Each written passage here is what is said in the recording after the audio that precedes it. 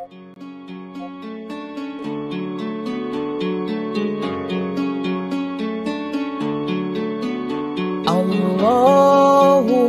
arhamna bil Qur'an.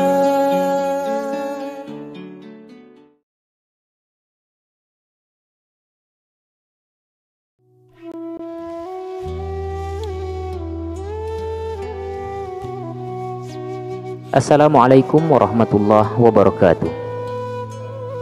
Di Yaman tinggallah seorang pemuda bernama Uwais Al-Qarni yang menderita penyakit sopak. Tubuhnya belang-belang. Walaupun cacat, ia adalah pemuda yang soleh dan sangat berbakti kepada ibunya. Ibunya adalah seorang wanita tua yang lumpuh. Uwais senantiasa merawat dan memenuhi semua permintaan ibunya. Hanya satu permintaan yang sulit ia kabulkan. "Anakku, mungkin ibu tak lama lagi akan bersama dengan kamu.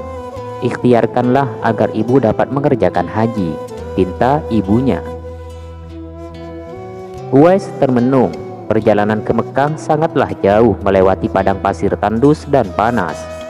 Orang-orang biasanya menggunakan unta dan membawa banyak perbekalan, sedangkan Uwais sangat miskin dan tak memiliki kendaraan. Uwais terus berpikir mencari jalan keluar. Kemudian ia membeli seekor anak lembu. Kira-kira untuk apa anak lembu tersebut? Tidak mungkin pergi haji naik lembu. Ternyata Uwais membuatkan kandang di puncak bukit. Setiap pagi dia bolak-balik menggendong anak lembu itu naik turun bukit. Uwais gila, ledek orang-orang. Iya, kelakuan Uwais memang sungguh aneh. Setiap hari ia menggendong lembu naik turun bukit. Makin hari anak lembu itu semakin besar. Hal itu membuat Uwais butuh tenaga besar pula. Tetapi karena latihan setiap hari, anak lembu yang membesar itu tak terasa beratnya lagi. Anak lembu yang membesar itu tak terasa berat lagi. Setelah 8 bulan berlalu, sampailah musim haji. Lembu Uwais telah mencapai 100 kg. Begitu juga dengan otot Uwais yang makin membesar. Ia menjadi kuat mengangkat barang. Taulah sekarang orang-orang apa maksud Uwais Al-Qarni menggendong lembu setiap hari. Ternyata ia latihan untuk menggendong ibunya.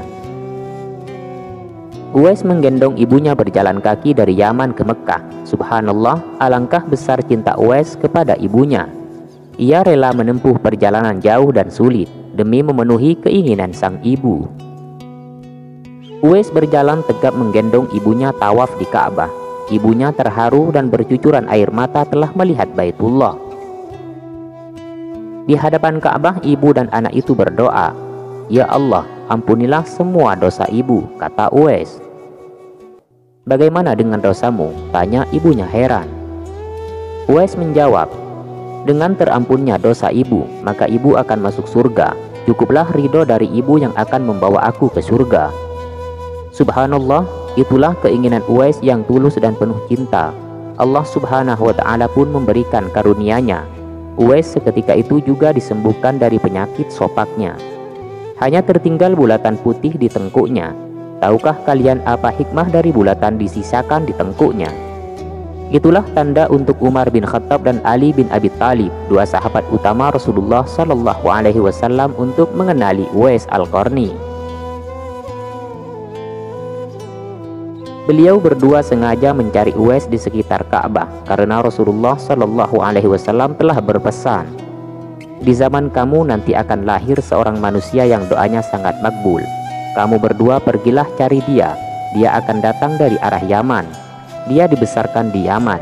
Dia akan muncul di zaman kamu. Carilah dia. Mintalah tolong berdoa untuk kamu berdua. Sesungguhnya Allah mengharamkan atas kamu durhaka pada ibu dan menolak kewajiban dan meminta yang bukan haknya dan membunuh anak hidup-hidup.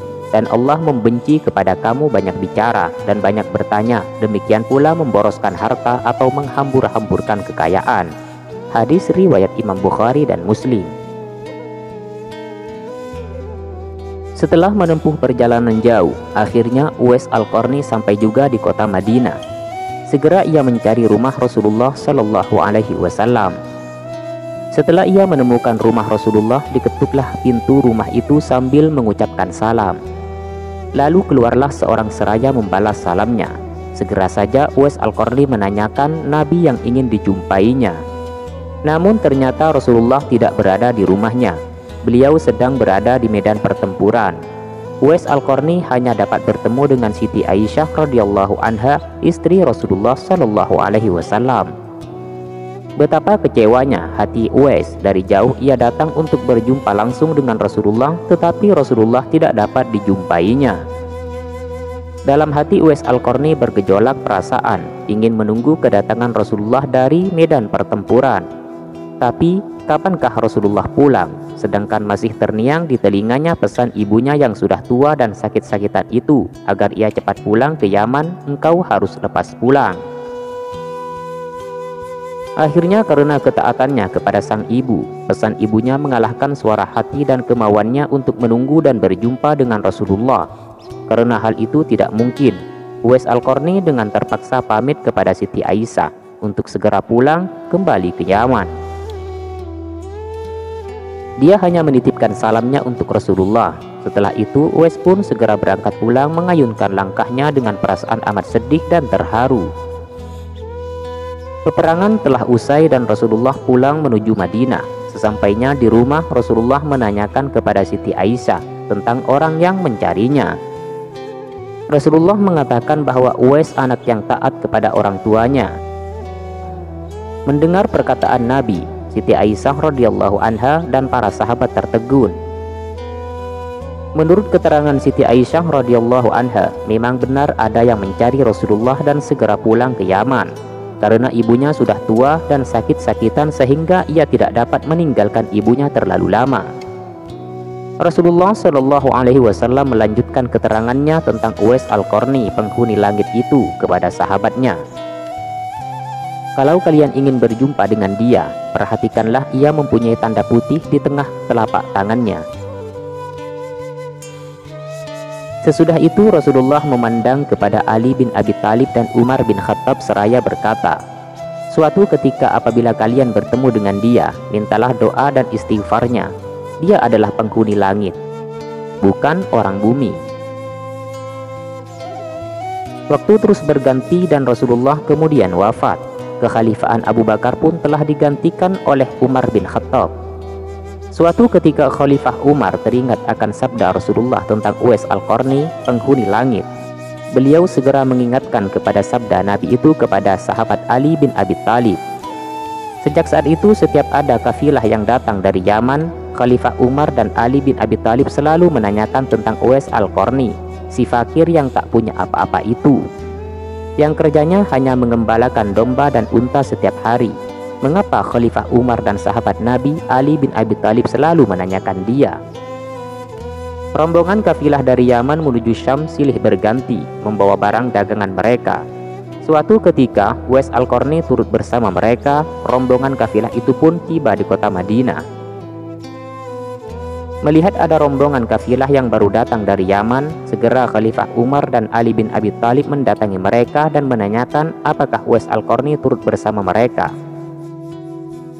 Rombongan kafilah itu mengatakan bahwa Uwais ada bersama mereka. Dia sedang menjaga unta-unta mereka di perbatasan kota. Mendengar jawaban itu, Khalifah Umar dan Ali bin Abi Thalib segera pergi menjumpai Uwais Al-Qarni. Sesampainya di kemah tempat Uwais berada, Khalifah Umar dan Ali bin Abi Thalib memberi salam. Tapi rupanya Uwais sedang sholat. Setelah mengakhiri sholatnya dengan salam, Uwais menjawab salam Khalifah Umar dan Ali bin Abi Thalib sambil mendekati kedua sahabat Nabi tersebut dan mengulurkan tangannya untuk bersalaman. Sewaktu berjabatan tangan, Khalifah dengan segera membalikan telapak tangan Uwais, seperti yang pernah dikatakan Rasulullah Shallallahu Alaihi Wasallam. Ya, memang benar, tampaklah tanda putih di telapak tangan Uwais Al-Qarni. Wajah Uwais nampak bercahaya, benarlah seperti sabda Rasulullah Shallallahu Alaihi Wasallam bahwa ia adalah penghuni langit. Khalifah Umar dan Ali bin Abi Thalib menanyakan namanya dan dijawab Abdullah. Mendengar jawaban Uwais, mereka tertawa dan mengatakan, kami juga Abdullah, yakni hamba Allah. Tapi siapakah namamu yang sebenarnya? Uwais kemudian berkata, nama saya Uwais Al-Qarni. Dalam pembicaraan mereka diketahuilah bahwa ibu Uwais telah meninggal dunia. Itulah sebabnya ia baru dapat turut bersama rombongan kafilah dagang saat itu. Akhirnya Khalifah Umar dan Ali bin Abi Thalib memohon agar Uwais membacakan doa dan istighfar untuk mereka. Uwais enggan dan dia berkata kepada Khalifah, sayalah yang harus meminta doa kepada kalian. Mendengar perkataan Uwais, Khalifah berkata, kami datang ke sini untuk memohon doa dan istighfar dari Anda, seperti dikatakan Rasulullah sebelum wafatnya. Karena desakan kedua sahabat ini, Uwais Al-Qarni akhirnya mengangkat tangannya, berdoa dan membacakan istighfar. Setelah itu Khalifah Umar berjanji untuk menyumbangkan uang negara dari Baitul Mal kepada Uwais untuk jaminan hidupnya. Segera saja Uwais menampik dengan berkata, hamba mohon supaya hari ini saja hamba diketahui orang. Untuk hari-hari selanjutnya biarlah hamba yang fakir ini tidak diketahui orang lagi.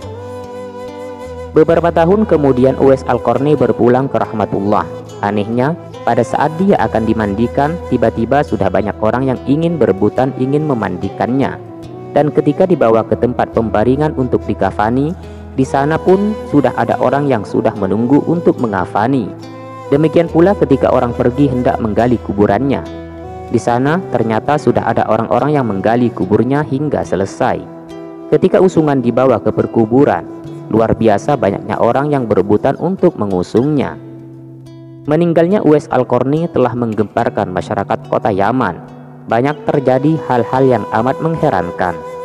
Sedemikian banyaknya orang yang tak dikenal berdatangan untuk mengurus jenazah dan pemakamannya. Padahal Uwais Al-Qarni adalah seorang yang fakir yang tidak dihiraukan orang. Sejak ia dimandikan sampai ketika jenazahnya hendak diturunkan ke dalam kubur, di situ selalu ada orang-orang yang telah siap melaksanakannya terlebih dahulu. Penduduk kota Yaman tercengang. Mereka saling bertanya-tanya, siapakah sebenarnya engkau wahai Uwais Al-Qarni? Bukankah Uwais yang kita kenal hanyalah seorang fakir yang tak memiliki apa-apa, yang kerjanya sehari-hari hanyalah sebagai pengembala domba dan unta? Tapi ketika hari wafatnya, engkau menggemparkan penduduk Yaman dengan hadirnya manusia-manusia asing yang tak pernah kami kenal. Mereka datang dalam jumlah sedemikian banyaknya. Agaknya mereka adalah para malaikat yang diturunkan ke bumi hanya untuk mengurus jenazah dan pemakamannya. Berita meninggalnya Uwais Al-Qarni dan keanehan-keanehan yang terjadi ketika wafatnya telah tersebar kemana-mana. Baru saat itulah penduduk Yaman mengetahuinya siapa sebenarnya Uwais Al-Qarni. Selama ini tidak ada orang yang mengetahui siapa sebenarnya Uwais Al-Qarni disebabkan permintaan Uwais Al-Qarni sendiri kepada Khalifah Umar dan Ali bin Abi Thalib agar merahasiakan tentang keberadaannya. Barulah di hari wafatnya mereka mendengar sebagaimana yang telah disabdakan oleh Rasulullah Shallallahu Alaihi Wasallam bahwa Uwais Al-Qarni adalah penghuni langit, bukan penghuni bumi. Begitulah Uwais Al-Qarni, sosok yang sangat berbakti kepada orang tua, dan itu sesuai dengan sabda Rasulullah Shallallahu Alaihi Wasallam ketika beliau ditanya tentang peranan kedua orang tua. Beliau menjawab, mereka adalah yang menyebabkan surgamu atau nerakamu. Hadis riwayat Imam Ibnu Majah. Itulah kisah Uwais Al-Qarni, pemuda istimewa menurut Rasulullah Shallallahu Alaihi Wasallam yang terkenal di langit dan tidak terkenal di bumi. Semoga manfaat buat kalian semua. Assalamualaikum warahmatullahi wabarakatuh.